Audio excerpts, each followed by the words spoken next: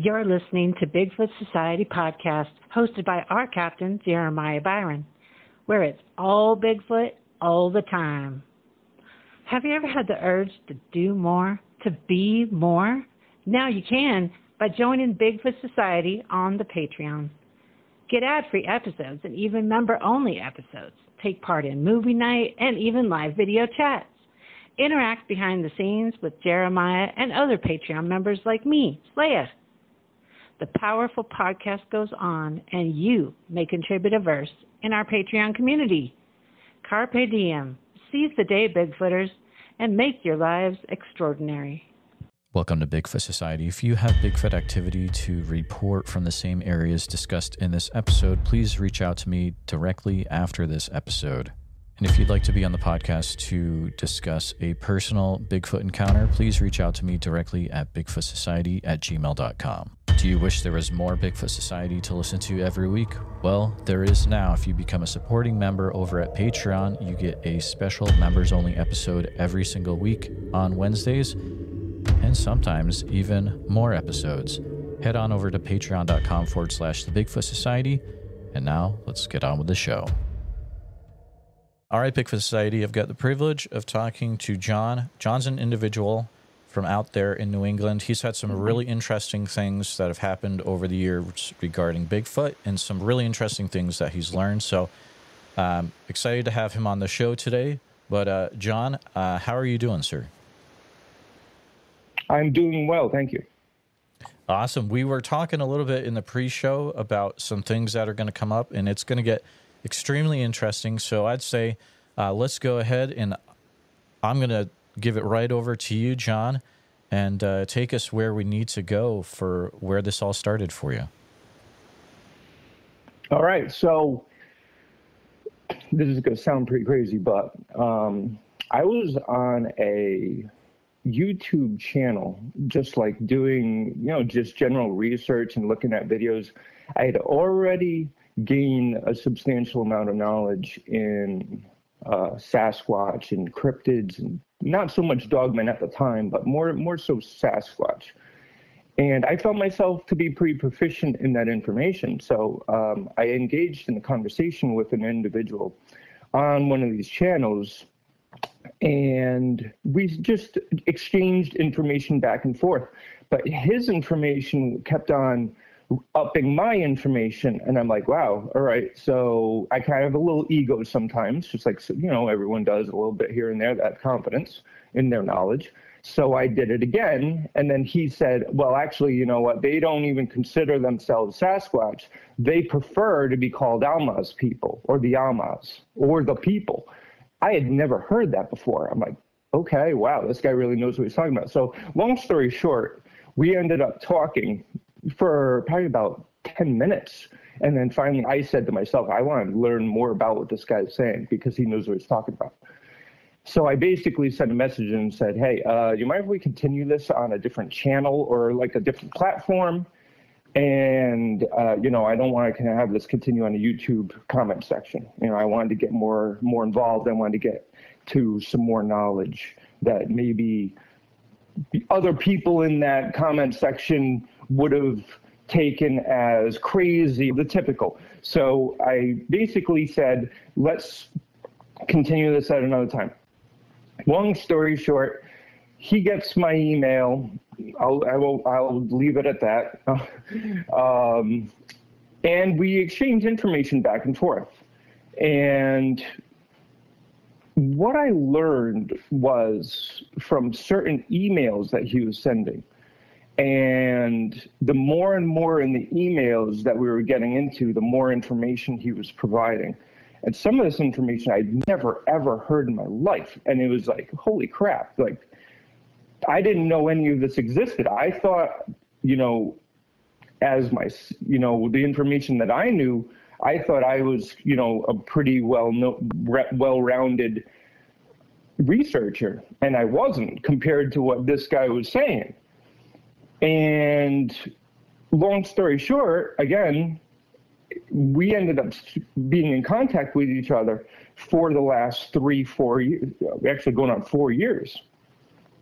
So the information that I'm going to provide is coming directly from one of the emails that he sent me.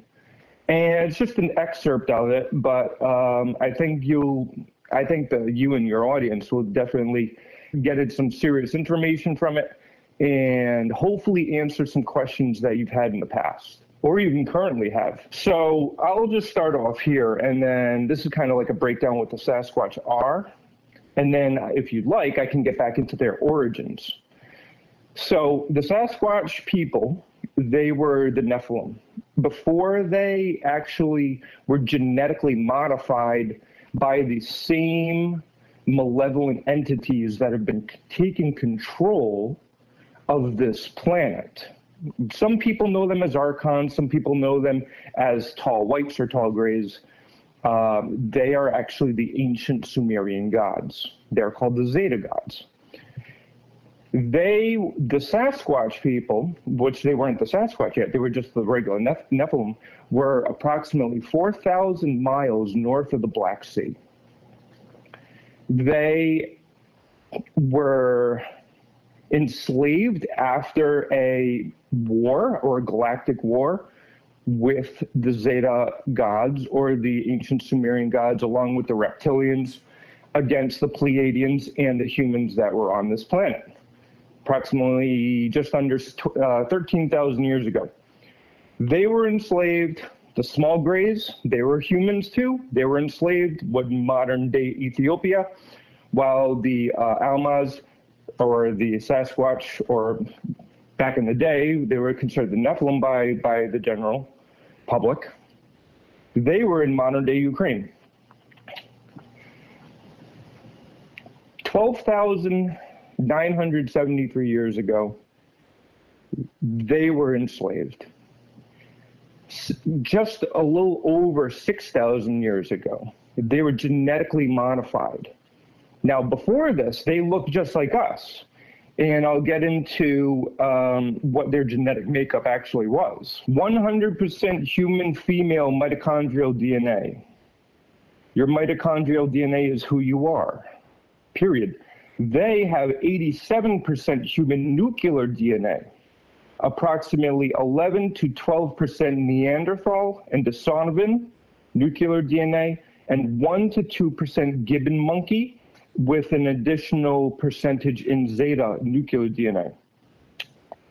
The nuclear DNA determines their appearance.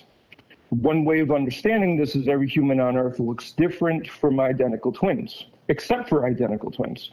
The nuclear DNA genetic variants across the globe, but all have 100% human female mitochondrial DNA, and their spirits are 100% human.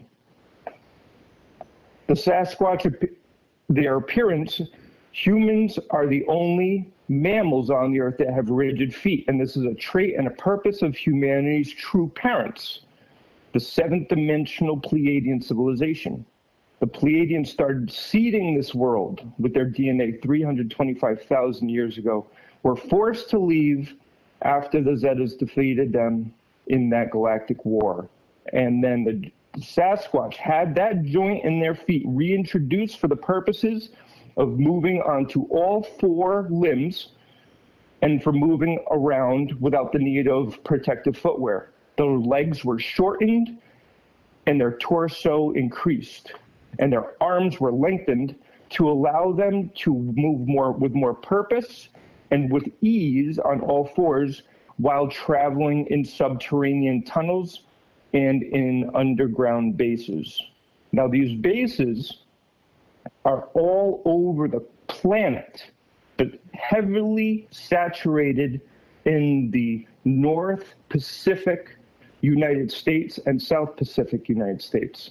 Basically, I would say 80% of New Mexico is actually an underground city with a network of tunnels and military domes and Zeta bases that are all across the planet at exactly 10 kilometers, or 33,000 feet deep.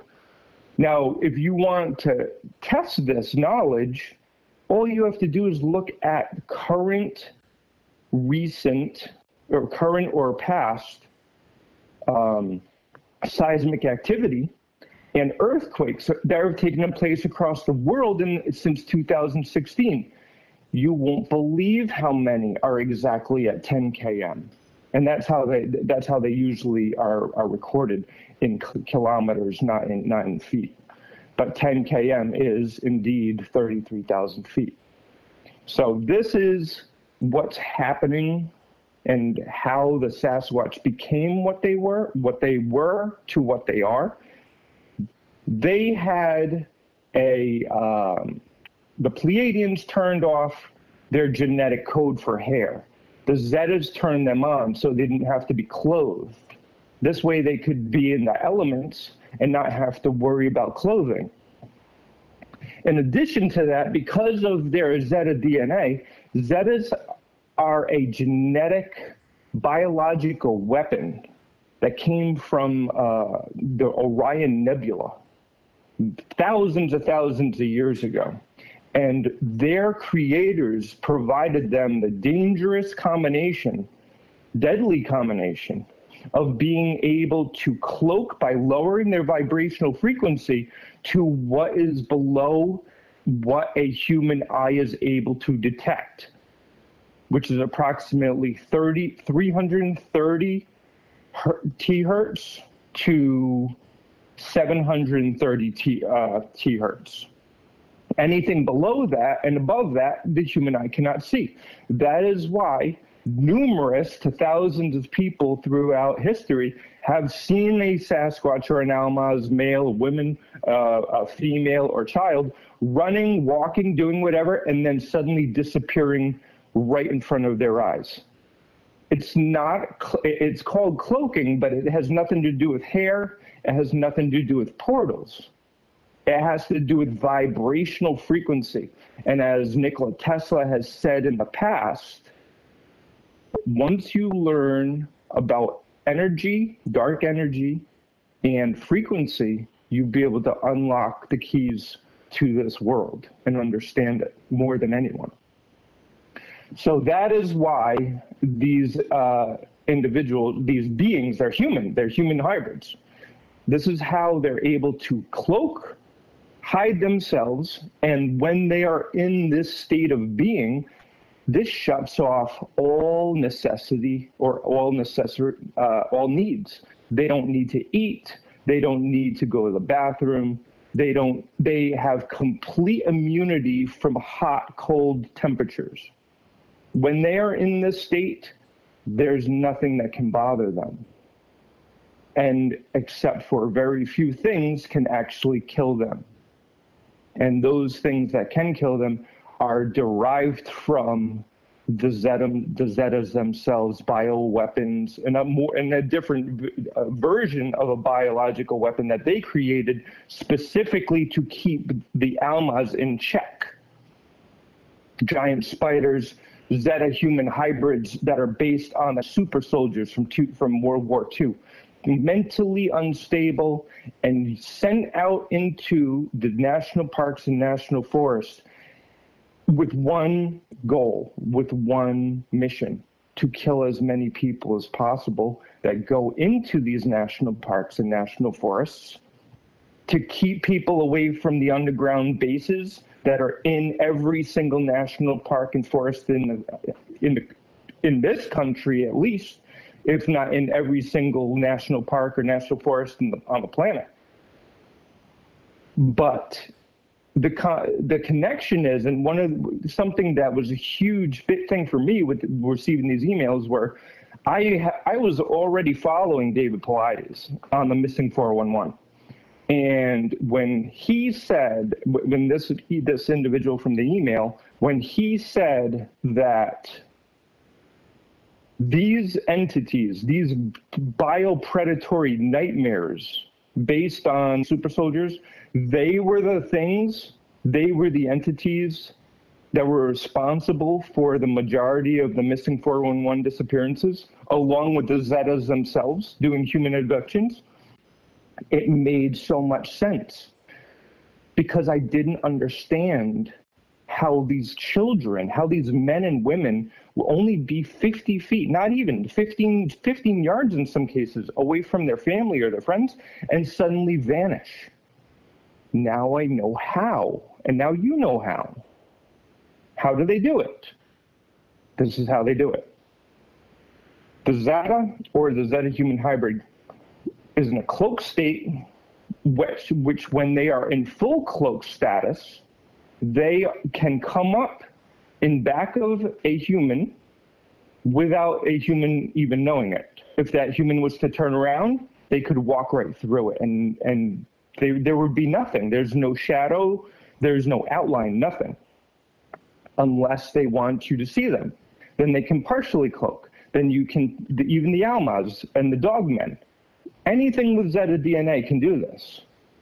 They provide the frequency, they send out the frequency, they vibrate at this frequency to where they are comfortable or where they want to be. So if it's just a partial cloak, they'll look like a black shadow, but the blackest color you've ever seen in your life. And there's numerous videos on YouTube of Sasquatch traveling in this state.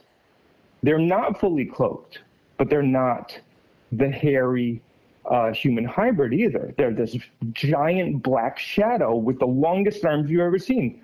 And I have several videos of that if you don't, that I can provide later. So basically, getting back to this, during the abductions, these Zetas, or the Zeta human hybrids, they are the primary culprit of the missing 411. They go in back of their human victim.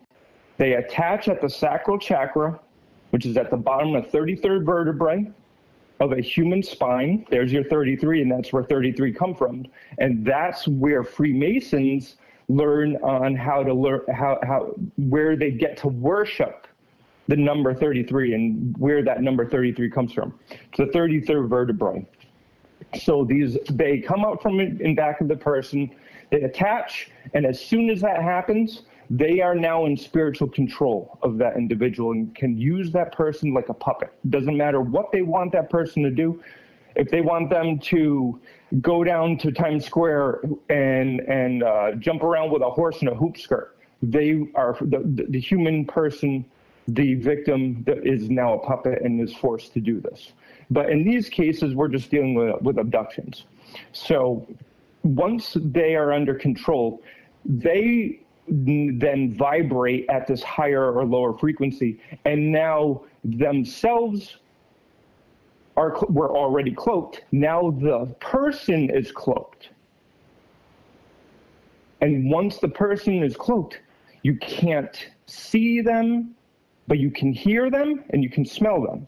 That's why when people have disappeared and people are like looking for these victims, and they can hear screaming, but they can't see anything.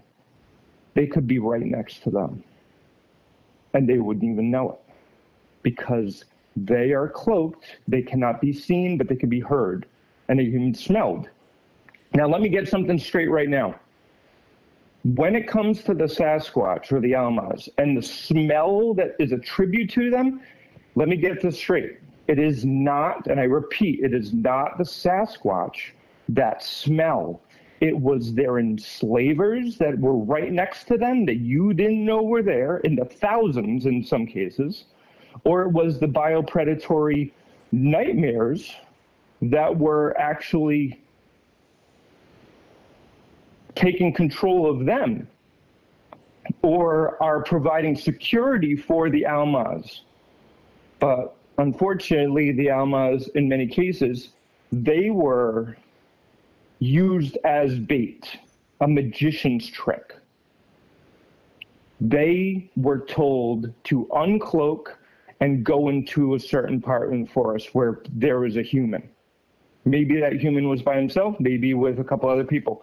If they saw an opportunity where they could turn this person into prey, they would send out an Almas in some cases, have him uncloaked, show himself, and start walking away.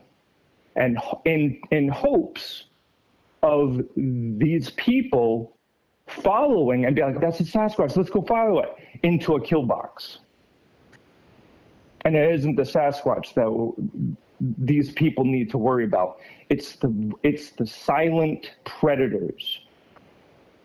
If you research on YouTube, there is an interview of a man named Mark Barton on, I think it was Bigfoot Odyssey, and he's told his story on that, but he was from a different channel called The Trail to Bigfoot. He explains exactly how one of these abductions or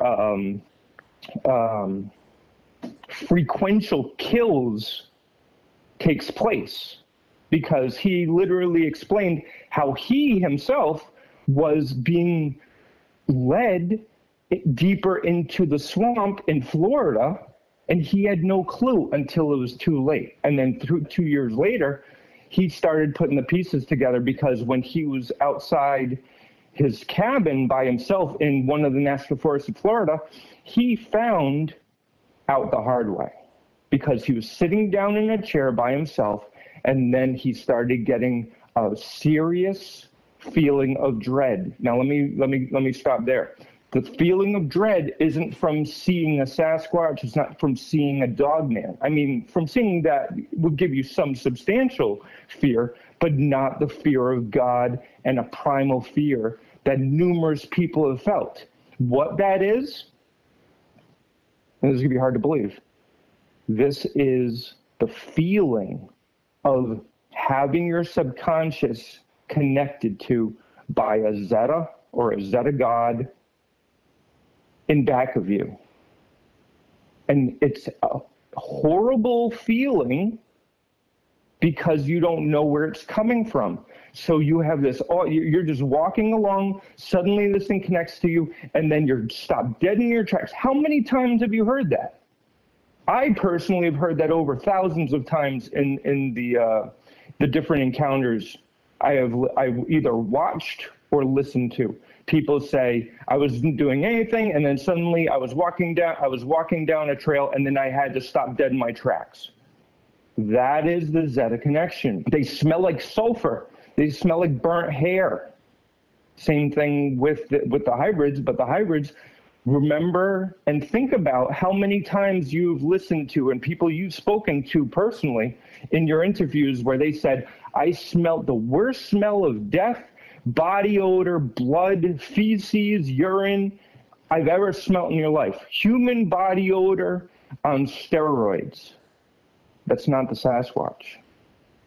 That's the human hybrid, or and actually no, that's the human hybrid that does that, because they're human, but they're a human hybrid, and they don't care about hygiene. This is interesting, and it's actually pretty scary. Now listen to this. All right, so say a human hybrid was the abductor. So they would go up to a person in the national park. That person has clothes on. They have clothes on too. How many times, before I get into it a little bit farther, how many times have you heard of people saying that I was in the middle of the forest, I saw a man, he just had like regular clothes on, a flannel shirt, I've tried to follow him and he disappeared. That's a human hybrid. Now we'll get back to a human hybrid abduction. So human hybrid, when they're ready to do this, they would go up in back of the person, drop their clothes, because they actually can't cloak their clothes, only their bodies. So their clothes fall off. When they cloak their victim, their victim's clothes fall off too. And then once they are in this state this cloaked state, they aren't in our frequency anymore. And they are able to travel at speeds over the speed of light. As fast as you can move your finger, they can move this. And they can move themselves, and they can move their victims faster than the speed of light. This is how people in the missing 411 and all of these people that have disappeared from national parks, national forests, wildlife preserves, conservation areas, state parks in some cases, and even major cities. This is how it's happening. All of these malevolent entities were dealt with, and they were removed from existence by higher frequency civilizations that are here helping humanity deal with what was going to be a biblical genocide on the human civilization. And they were taken out at the end of 2022. So they're gone, and there's nothing left on that. The only things that are left that are potentially dangerous to humans now are dogmen. And they are all over the place. They're in Georgia. They're in all over the Great Smoky Mountains. They're still in California. They're still in Colorado. They're in Arizona. And I believe that they're systematically being either tracked and removed, but I don't know exactly what branch of government or what organization, or if it's the higher frequency civilization that are doing that, but they are in the process of being taken out because they're not a natural being. They were created by these ancient Sumerian gods for the same purposes as the human hybrids, to kill people. However, since they had the brains and the intelligence, for the most part, of a dog or a wolf, they preferred to attack small game. That was pretty much what they would be eating. Deer at the most, but usually it's smaller animals, rabbits, possums, things like that, raccoons. Unfortunately, this is why they go after domestic dogs that are loose, and cats, feral cats. But just like any opportunist that is a canine, they will go after a human if they have the malevolence in them. Not all of them are nice. Not all of them are mean. It's just like people. Some people are psychopaths. Some people are angels, So it all depends on the temperament and that mentality of that particular dogman. But they're opportunists. So, I mean, if there's a human that's walking by itself without a gun, and they know what guns are, and that dogman hasn't eaten in a while, which I doubt, because they're an apex predator, can pretty much attack anything and just take down anything. But obviously, there are humans that are getting hit by these, and they're being attacked, and these attacks are still being covered up. Most recently in Georgia, I believe it was about a month ago, there was a woman that was killed by one of these, and their family was told she was attacked by a pack of wild dogs. How dumb do they think people are? What a slap in the face to that family. And the law enforcement and the media cover it up. And it's an abomination, and it's infuriating, and it happens a lot more than people think. Oh, they were killed by a black bear. They were killed by wild dogs. If you know what you're dealing with, and you're able to identify a cover-up, you can identify every single time that these people, these poor victims that didn't know that these things existed, they were killed by a cryptid. They weren't killed by a dog. They weren't killed by a black bear. And it's a shame. It's travesty. It's treason for local law enforcement, state law enforcement, federal law enforcement to go and say and lie to the faces of these victims' families, saying it was a wild dog or a black bear. What are you going to tell? What are you going to tell them now? That's what I have to say on that. Yeah, that's pretty much a background of them. That there's approximately 9.6 million Almas or Sasquatch across the planet. There are all different types. Some have snouts, Some have regular faces. Some look more Neanderthal. Some look more ape-like.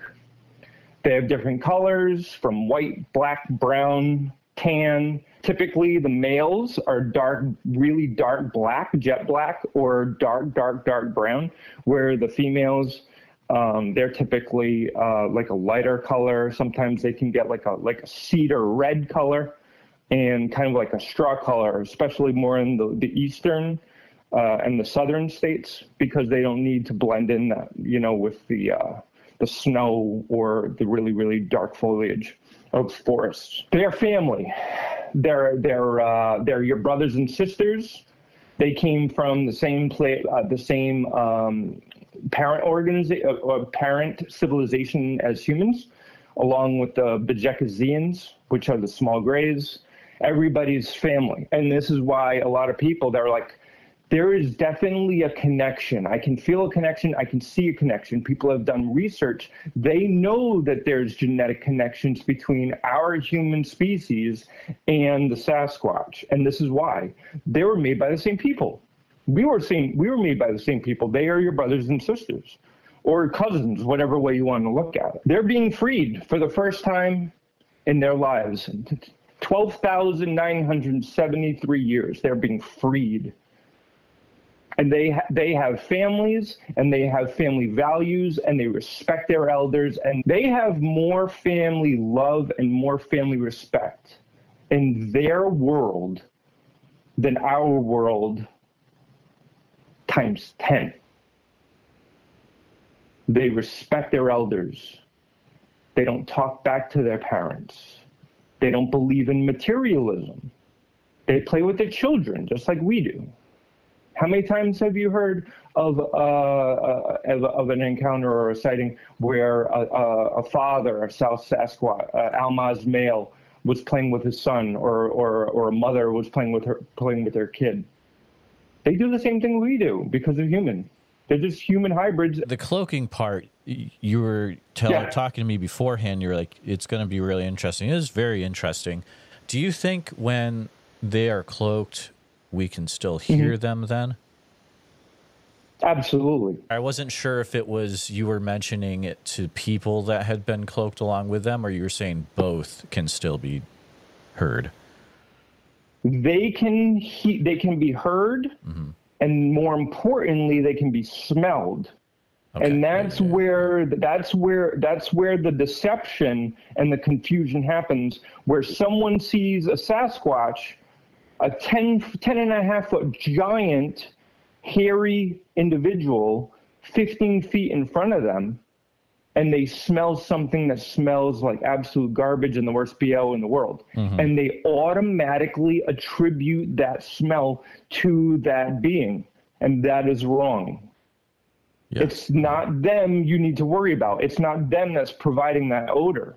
It's their security that's to the left and to the right of them that are either deciding if they want to kill you, if they want to abduct you, send you down to the local dump, or if they just want to attack you, put the fear of God in you, provide you the worst primal fear you ever felt in your life, just for kicks. That's really interesting.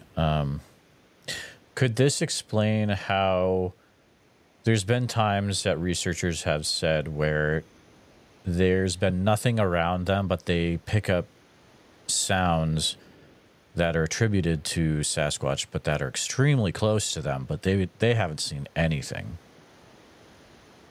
Absolutely, and I can take that one step further. Okay, they could be a Sasquatch. Now let me stop there for a second. These are gone now. There are certain Sasquatch called collaborators. They said, I don't want to be treated like this. I'll do whatever you want me to do. Those are called collaborators. Those are the ones, and there was very few of them, but those are the ones that would kill people, rip their heads off, lure people into the woods, and may even have been used as enforcers on other Sasquatch. to keep them in line, exactly like the Zeta human hybrids. They're gone. They've been dealt with. They've been removed. Right, and now just a dog. So we don't have to worry about them anymore. Yeah. I'm pretty sure it's just the Dogmen left, but again, you know about them, and right. They're terrifying. They're living nightmares. Some of them can cloak. If they have Zeta DNA in them, they can. Some can't. And it all depends on their temperament, the type that you're running into. And either way, don't walk into the woods unless you're armed. Don't make yourself into an opportunity and become a statistic, because they are still covering these attacks up, even though they are very far and few in between. They are covering it up. Our last thing to worry about then is the Dogman and potentially the collaborators, or they are out of here. Collaborators are gone from what I was told. Okay. Yeah. Just the Dogman. Exactly. Now let me get something straight here. How many times have you heard of a Sasquatch yelling at someone like crazy or throwing boulders at people? Yep. They're not trying to hurt you. They are trying to do the complete opposite, which is mind-blowing. And you'll probably not hear this anywhere else. When they throw sticks at you, and they throw pebbles at you, and they yell at you, and they shake trees to scare you, they're doing it to get you out of an area for one of three reasons. Number one, they're protecting themselves and their family. They're the little ones in the area, especially if there's a firearm and you have a firearm, they want you out of there because they know what guns are. Number two, they want to ensure that you are out of there for a specific reason due to a danger. They don't want to, and they will risk their lives, and many have. They risk their lives to warn humans of kill boxes where Zeta human hybrids are waiting for them, or Zetas are waiting for them. They will risk their lives by making a hollering sound or push down a tree so you away from that area and out of that area. Or number three, they know that there's a base in the area, and if anyone who walks in that is not walking out alive. Wow. They are our friends. They are our friends.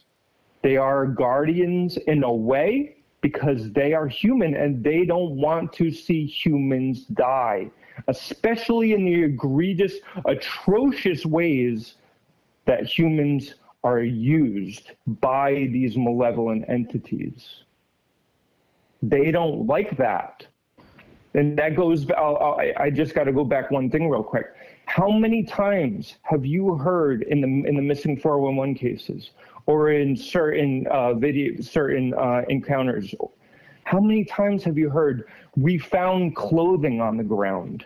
How many times have you heard that the clothing was folded nicely and sitting in the middle of a hiking trail? That's the Sasquatch. That's the Almas. They knew what happened to that victim, and they do it out of respect. Do you know if there's a way then to know if we're dealing with Bigfoot or Dogman when we enter an area? Typically not. They have a way of screwing with our senses. And I know this is going to sound, it's not going to sound crazy, but it's going to go against a lot of what a lot of people think. Thousands of people think that they can speak telepathically, and that humans can speak telepathically, and the Alma, the Sasquatch can speak telepathically. They can't. Humans cannot speak telepathically, and they can speak telepathically, but not to humans. They have an additional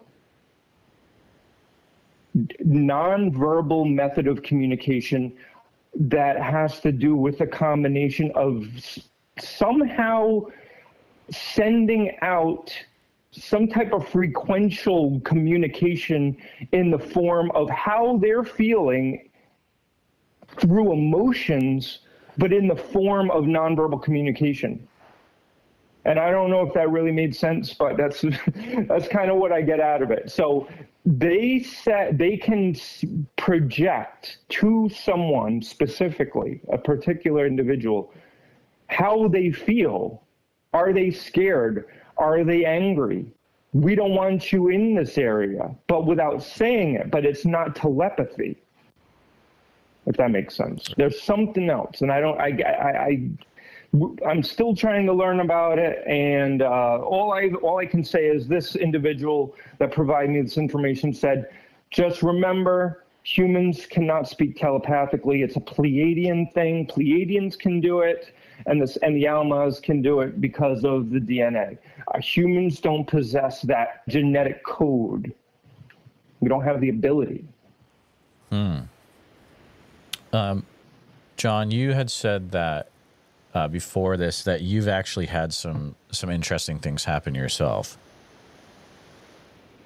Yes. Would you be able to kind of walk us through what you've experienced as well? Sure. All right. So I had already spoken to this individual for 2 years at the point, and we had already emailed back and forth.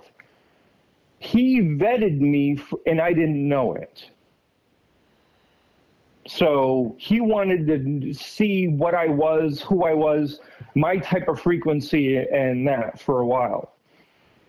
Finding me as a trustworthy individual, he provided me this piece of soft disclosure, basically what I've told you, but with a lot more. I have over 400 pages of this information that would turn you white.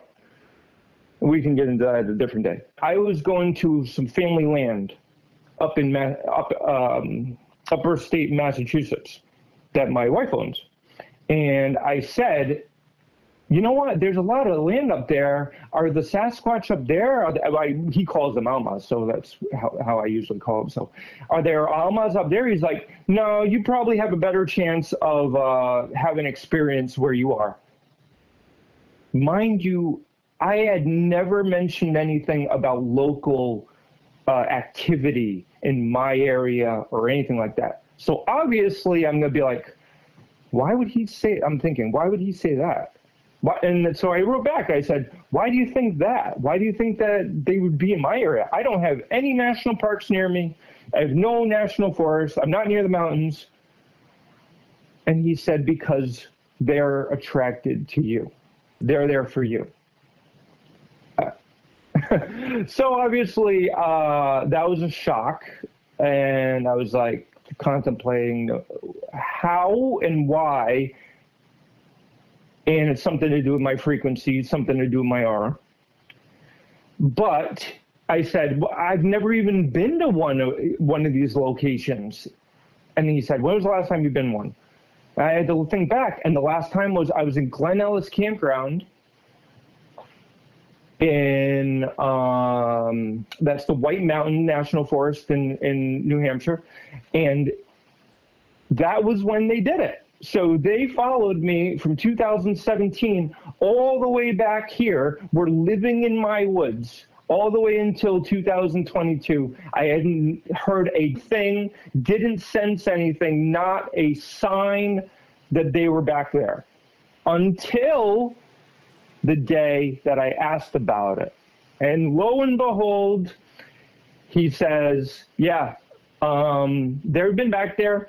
And what really freaked me out, and what was really a huge punch in the face of proof to me, was he said, oh, by the way, they really enjoyed watching Avatar last weekend. I watched Avatar with my wife and my kids the weekend before. How did he know that? I didn't tell him that. So then he said, Yeah, they enjoy that, and they enjoy music, but they don't like it when you play it. Now, I'm a musician, so that's another big punch in the face of proof that they know I play the drums, or they know I play the music. I play instruments. So he literally sent me a list of all the types of music that they like, which the list was probably about 200 pages long. They prefer classic rock. They don't like heavy metal and stuff like that. And I thought that was quite hilarious and ironic, because that's the type of music that I prefer. I don't like the heavier stuff. That's the background on that. So it couldn't have happened any different, and it just blows my mind to happen like this. So I already told you that I didn't have any experiences whatsoever until a specific point. So in 2017, 2022, nothing. That night, 1:45 in the morning, I get woken up out of a dead sleep with my air conditioner on. This is in June of 2022. There's no way that I would have heard anything above the sound of my window unit air conditioners. No way I would have heard anything. I got woken up out of a dead sleep for no reason, and I started hearing some type of noise in the background. I'm like, what was that? So I have my window, but it's got the air conditioner in it. So I went through to the bathroom, because it's one of those walkthroughs. So I walked into the bathroom, and I tried to listen. I started hearing this owl, but it sounded like a barred owl. Now I do have barred owls in here, but it sounded huge. So I went to the window, and I'm like, I don't have my glasses on yet, but I can't really see. But I'm listening, and I'm hearing this barred owl, but it sounds like a giant, like a big owl. And then more barred owl. But then as I think it was about like 8 minutes into it, it changed. And I was already suspicious of it already, but it changed. And it went from a woo, like a woo, woo, woo. It changed to a woo, woo, like exactly like that. But it sounded like a giant was doing it, like an 800-pound man, if not more. And then it happened, and something answered it in the same way, but it was farther back. And then that one answered it back, and then another one answered way, way far. Now, we're not dealing with national forests of like hundreds of acres, thousands of acres. I barely have, I don't know, 5 acres, and that would be pushing it. I mean, this is not a big area. So this is blowing my mind. But as soon as I started hearing this thing, I was like, what is going on here? And I'm like, I'm already have it in my mind that could they be here? And he was right, because he told me in the email earlier that they were here. Now I have auditorial evidence, proof that this is actually happening. So I'm paying attention now. Now I'm locked in. My neighbors across to my left, looking at my backyard, they didn't move in yet, but the people that moved there before, that were living there before, they installed motion sensor lights in the back, right? So I'm watching that, and lo and behold, the light keeps on turning on and off with no birds, no insects, no animals, no reason whatsoever. So there's cloaked ones that are playing around with the light. I'm contemplating all this. I'm like, there's no reason why that light is turning on and off, because it wasn't doing it before. So why was it doing it? And then I realized that I remembered about what they were able to do and lower their vibrational frequency to do this cloaking thing. I said, they're right. I'm thinking to myself, like, they're right there. That's the only reason they can be doing that. And then I heard the sounds, and it was a page right out of the Sierra sounds, that gibberish, the samurai chatter. And they didn't do it for long, just enough to be like, that's it. It's them. They're back here. Wow. And that was 1:45. By like 2:15, that was it. It was gone. They stopped. The night after, there was a little bit more activity, but it wasn't as blatant as that. And then it was gone. And it was gone for a while. Then a year later, I was in my backyard, and my dog froze and just kept on barking and staring at something. And I sensed something myself, and that was new for me. I sensed something that was back there. I messaged him about this, and he said, yeah, they're back there. They were just passing through. Okay, so that's pretty crazy that they were back there again. And to come to find from a different source, they've always been back there, and they never left. And there was a drought with any type of activity until last week. And last week, I actually I heard it again. And my son was there. And it was actually in the afternoon. Late afternoon, or actually, no, I would say it's evening, early night. And we were out using our little fire pit. And then I heard what sounded like the loudest peacock in the world. And then it was responded by an owl sound. And it was them. And that was just a week ago. So they're back there. And prior to that, I actually put some apples in a tree. I would probably say 9.5 to 10 feet high up in a tree. Those apples are gone. I wedged them in there. So no bird is going to be pecking that without making a mess. No animal is going to be able to take that down without making a mess. And a deer can't reach it. And there was no mess on the ground. There was no sign of consumption by any sort of animal. Those apples were gone. And I did that 3 times, and the apples are gone. I checked most recently I put apples about 3 days ago, and they were still there. I'll be checking again today, but yeah, they're back there. They don't show themselves. On an interesting note, numerous people that have had experiences either after they have a nightmare or a dream about them, or after, that is kind of like a way of them being able, I don't know how they do it, but they can break the ice and let people know that they are here or in their area through their dreams.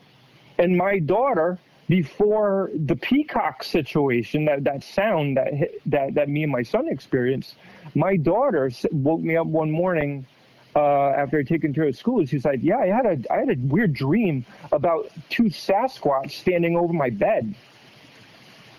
But they weren't huge ones. I'm like, how tall were they?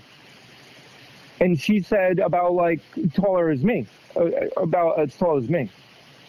So those have to be adolescents or children, or even smaller ones. But that was very, not concerning, but it was more validating that they were still here. They are the ones that took the apples. They're the ones that are doing the sounds. I hear wood knocking every now and then, but I really can't, confirm that it's them at this point. But I know that they're back there. So when I just heard it like what sounded like a wood knock, just like, I don't know, 5 minutes ago. I'm in my backyard right now. Was that them? I really don't know, but I know that they're back there, so it very well could have been. Yeah, those are the most recent experiences, but no visuals, and that's what's interesting. I've never seen them. Only heard them do different methods of communication, and I haven't heard the samurai chatter or anything like solid, like the Sierra sounds since 2022. That was a rude awakening that night, because that was validation. That was like, they're here. He wasn't kidding about it. Why are they here? Like, numerous thoughts going through your head at that point. But let me tell you a little bit of information about the sounds. People say that, oh, they're whacking sticks on wood. In some cases, yes, but the majority of the time, when people hear like what they say, they hear a wood knock, that's their mouth. They're making that sounds with their mouth. And people have actually seen that. They've seen them mimic or move their mouth in a specific way, and then boom, a very loud sound that it sounds identical to a tree knock comes out of their mouth. That's how they communicate. And what's very concerning, and we don't have to worry about this anymore because they're gone now, that guy Mark Barton, he explained this is how the Zetas would use the Almas in their ambushes. And they would communicate in a way to triangulate their position and surround people. And he said, I heard one knock, then I heard another knock, I heard two knocks, and he said that when they were in my head and telling me what they were doing and what they are, he said those last two knocks were confirmation that I was turned from a pawn into prey and I was going to be killed. And how they do that is they connect to the person, they go into their body, into their subconscious, and they close up the valves and the arteries of a heart, causing blood to stop, clot up, and cause cardiac arrest immediately, or a brain aneurysm. Now, hold on that thought there. How many times have we heard of people that have been found dead in the woods or in missing 411, and the coroner shows zero cause of death? Natural causes, he had a heart attack. Natural causes, he had a brain aneurysm. No, that's not what happened. They were killed. Murdered by something that the world doesn't even know exists. You know who does know exists? Bob Dylan. What did he say? And if you're not familiar with the interview, he says, oh, who did you make the deal with? And the guy says, oh, the chief commander. And he literally says, oh, in what way? The interviewer says, what world? And Bob goes, this world and another world you can't see. The Sasquatch, they were made genetically incredibly strong, and they were provided the ability to speak telepathically, and they were able to cloak for specific reasons. They were given their strength for the purposes of ridiculously hard and continuous physical labor. I'll give you a perfect example. You probably won't hear this anywhere else. They were the builders of the plateau. They were the builders of the giant pyramids of Egypt. They were the builders of every single pyramid on the planet. And they aren't tombs. They're not glorified tombs of pharaohs. They are power plants used to produce 0-point free energy, and they still work. They didn't use their strength to do that, though. They used levitation and frequency manipulation technology of the ancient Sumerian gods to build those. And how they were able to do that is they took a 5-ton stone, they changed its frequency to turn it into a jello type material, raised it up using levitation technology, flew it up into its correct location, molded it to be perfect, and then hardened it lowering the vibration, that piece of stone's vibrational frequency back into stone, so it was so freaking tight with its other stones that you couldn't fit a piece of paper in between it. That's how they did it.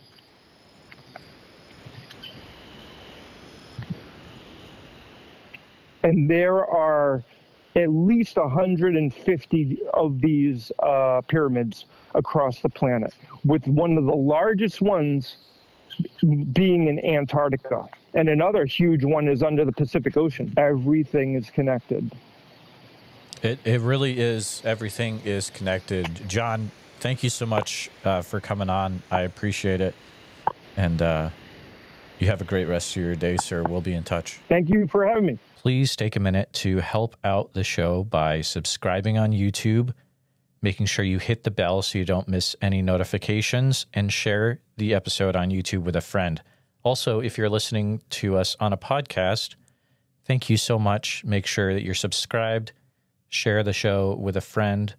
Really, it's all about sharing the show wherever you can. If you've had a Bigfoot encounter related to the following or know someone who has, please reach out to me at bigfootsociety@gmail.com or pass on my email. Here's a list. If you've had any encounters in Oregon, which I'm sure there's probably a few of you out there, please feel free to reach out immediately. You can use email bigfootsociety@gmail.com.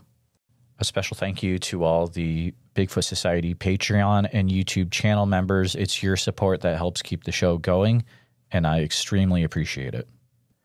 If you want to join in the fun, you can join over at patreon.com/The Bigfoot Society. I'll see you there. And again, thanks for listening.